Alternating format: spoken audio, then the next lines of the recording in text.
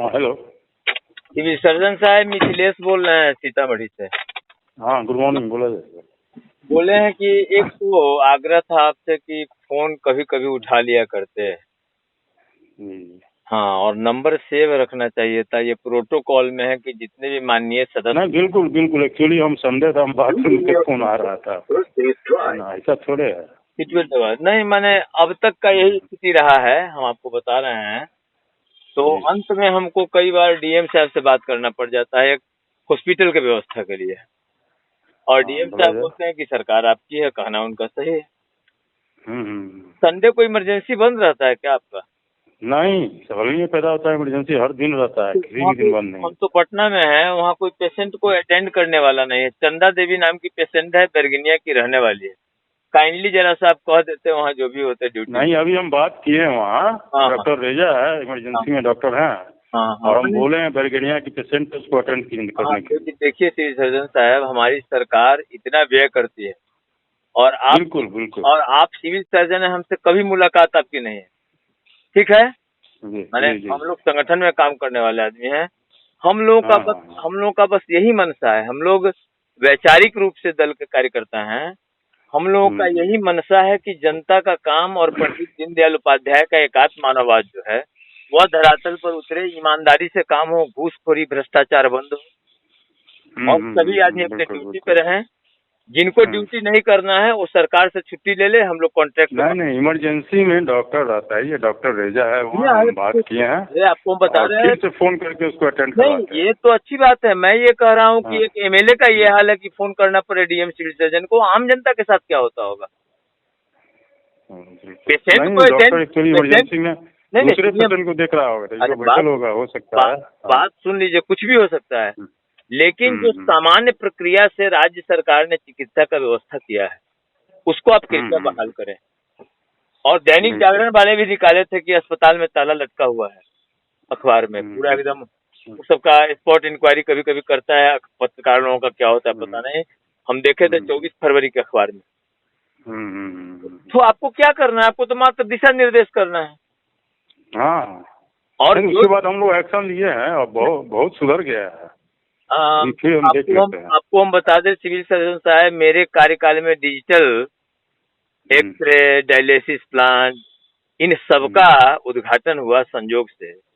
अभिलाषा शर्मा जो डीएम थी, आप पूछिएगा कितना बढ़िया व्यवस्था चलाती थी, और सभी पदाधिकारियों को अनुश्रवण के बैठक में निर्देश दे के रखी थी।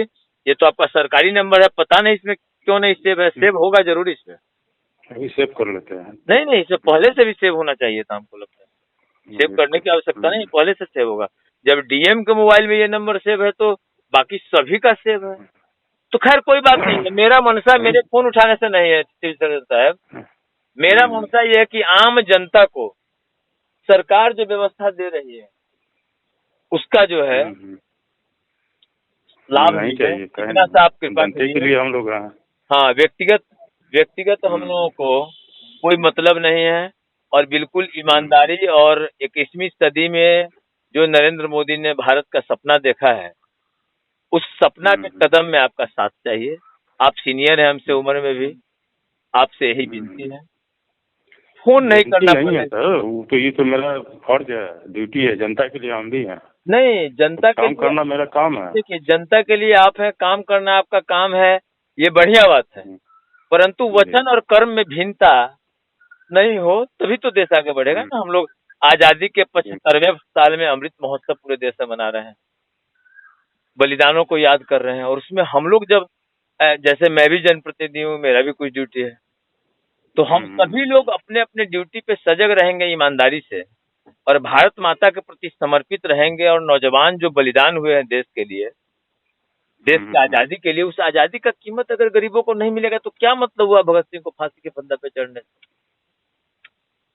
एमएलए और सिविल सर्जन को तो सरकार तनख्वाह देती है, एमएलए को भी देती है तनख्वाह, सिविल सर्जन को भी तनख्वाह देती है, लेकिन जिस जनता का, जिस टैक्स पेयर्स का टैक्स लेकर के हम लोग को मिल रहा है पैसा, सरकार तो कोई एक संस्था है ना, सरकार तो कोई बीजेपी और कांग्रेस और नीतीश जी नहीं है।